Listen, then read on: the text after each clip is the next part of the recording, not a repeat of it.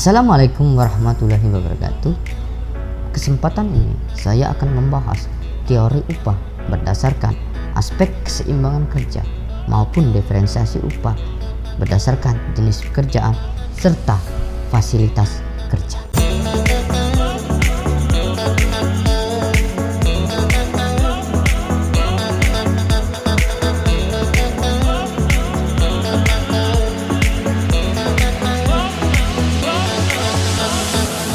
Pada kesempatan ini, saya akan menjelaskan tentang teori upah. Sebelum membahas teori upah secara keseluruhan, maka dibahas dulu faktor penentu teori upah.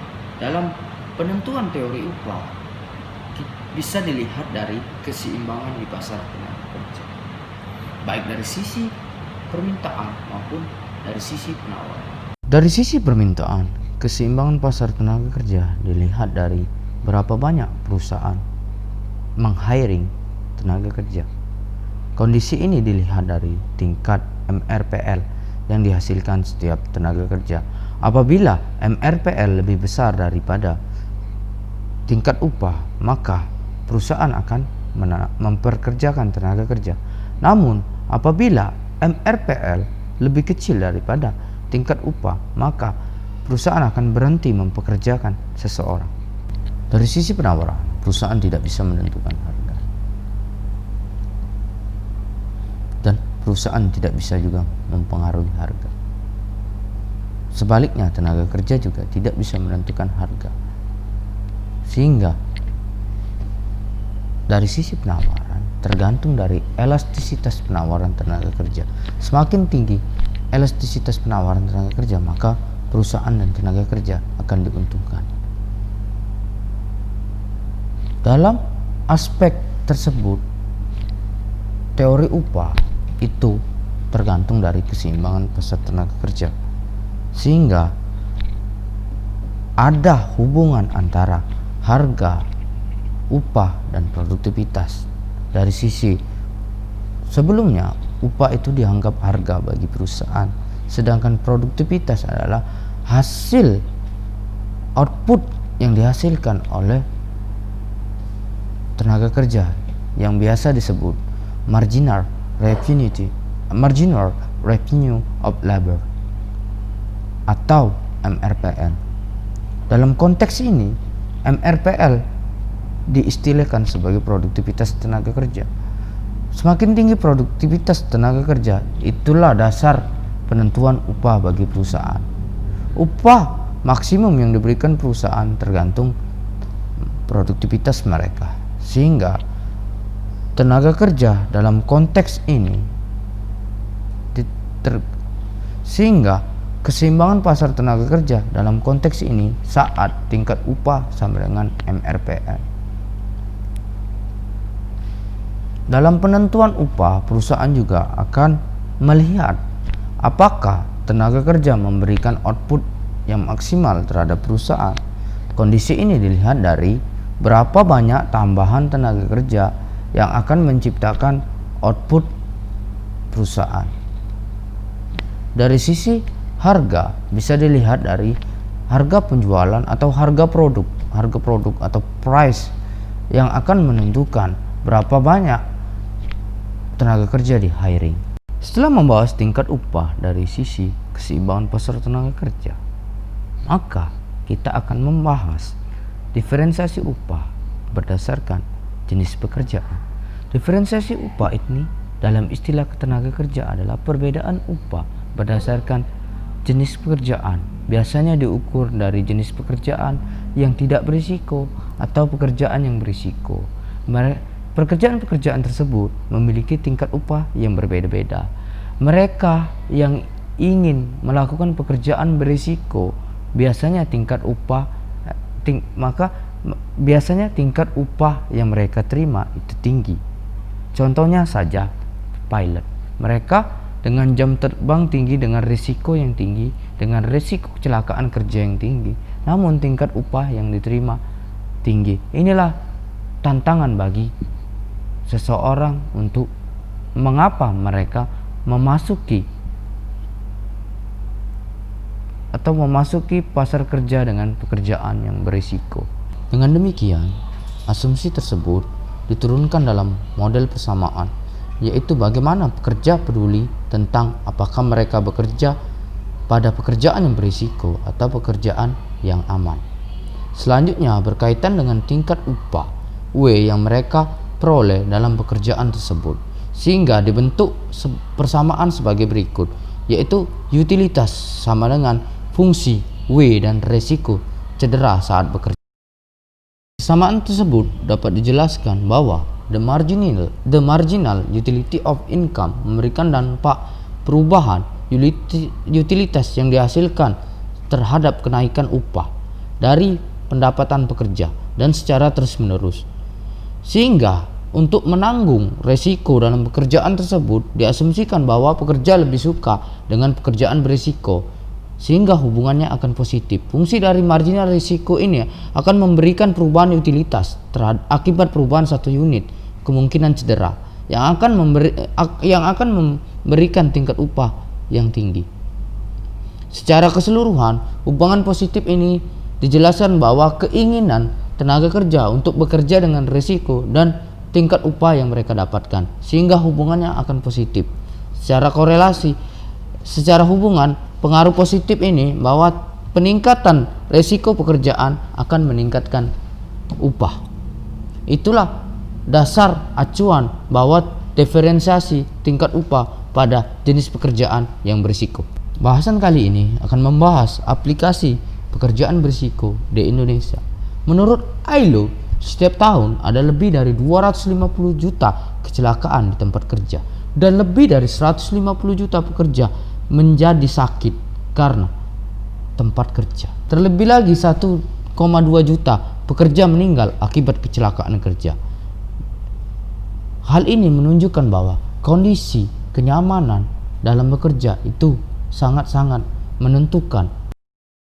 Selanjutnya, berkaitan dengan risiko pekerjaan, kita akan membahas tingkat upah berdasarkan job amenities. Bahwa risiko pekerjaan ini akan membutuhkan fasilitas-fasilitas kerja atau fasilitas kerja ini akan mendukung kenyamanan kerja. Seperti contohnya pekerjaan di Alaska yang sangat dingin, maka kenyamanan kerja akan terasa sangat-sangat terlalu mencekam di Alaska.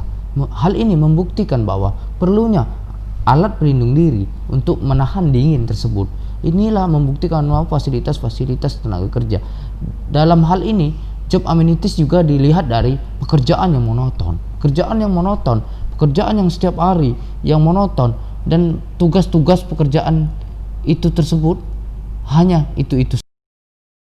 Jenis-jenis pekerjaan yang membutuhkan kenyamanan kerja yaitu biasanya pekerjaan-pekerjaan yang berisiko, seperti pekerjaan di pertambangan, pekerjaan di penerbangan, sehingga pekerjaan-pekerjaan tersebut membutuhkan fasilitas-fasilitas kerja seperti alat pelindung diri atau pendukung K3. Alat-alat tersebut yang mendukung kenyamanan kerja sehingga risiko pekerjaan bisa ditekan. Risiko-risiko pekerjaan ini sangat ditentukan oleh berapa banyak atau ancaman dalam perusahaan tersebut, sehingga ancaman-ancaman tersebut yang menentukan besaran kecelakaan kerja. Ancaman itu berupa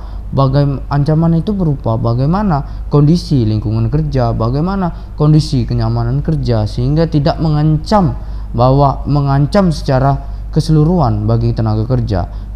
Karena kenyamanan tenaga kerja sangat menentukan bagaimana kualitas tenaga kerja tersebut.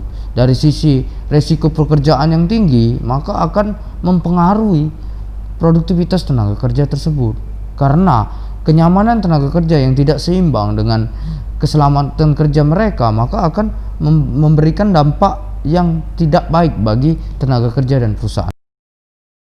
Selain kenyamanan kerja, tingkat upah juga dibedakan berdasarkan tingkat pendidikan dan jenis kelamin. Dalam studi kasus yang saya bahas dengan narasumber saya, membahas tentang keterkaitan upah dengan jenis kelamin dan pendidikan sebagai berikut. Menurut Anda, bagaimana kesenjangan upah berdasarkan gender dan pendidikan di Indonesia? Semakin tinggi tingkat pendidikan, maka kesenjangan antara laki-laki dan perempuan semakin terlihat.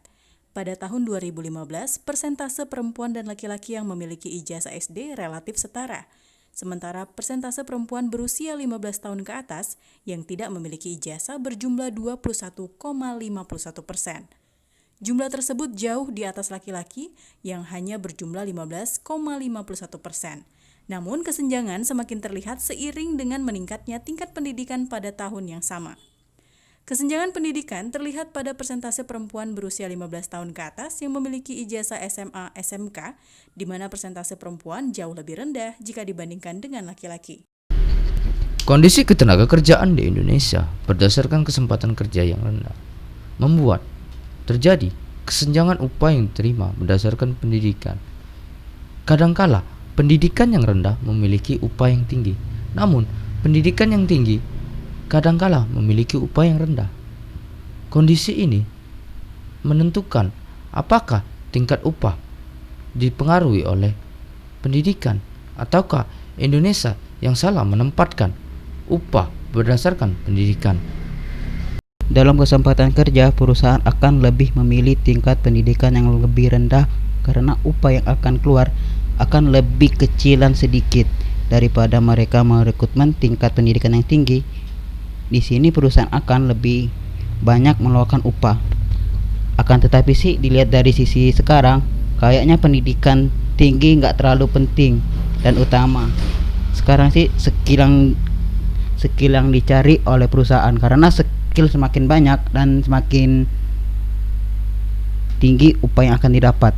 Karena perusahaan itu nggak akan banyak lagi mengeluarkan dana untuk pelatihan para pekerjanya.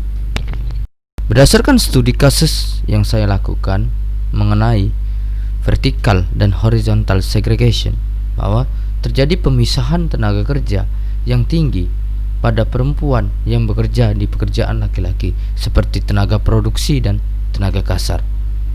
Oke, mengapa wanita bekerja pada jenis pekerjaan yang diminati laki-laki?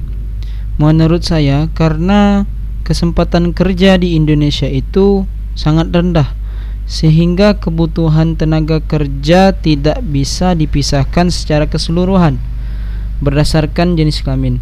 Nah, untuk itulah wanita ingin bersaing dalam jenis pekerjaan yang ditempati oleh laki-laki. Berdasarkan pembahasan sebelumnya yang membahas diferensiasi upah berdasarkan jenis pekerjaan, baik itu pekerjaan yang berisiko maupun pekerjaan yang tidak berisiko, sepenuhnya implikasi ini bisa diatasi dengan pilihan tenaga kerja itu sendiri, bagaimana memilih pekerjaan yang sebaiknya dilakukan. Pekerjaan-pekerjaan tersebut di atas dasarkan atau dititik beratkan bagi pekerja yang ingin memilih atau bagi angkatan kerja yang ingin memilih bekerja dengan tingkat risiko tinggi dengan upah yang tinggi atau dengan pekerjaan yang tidak berisiko dengan tingkat upah yang konstan.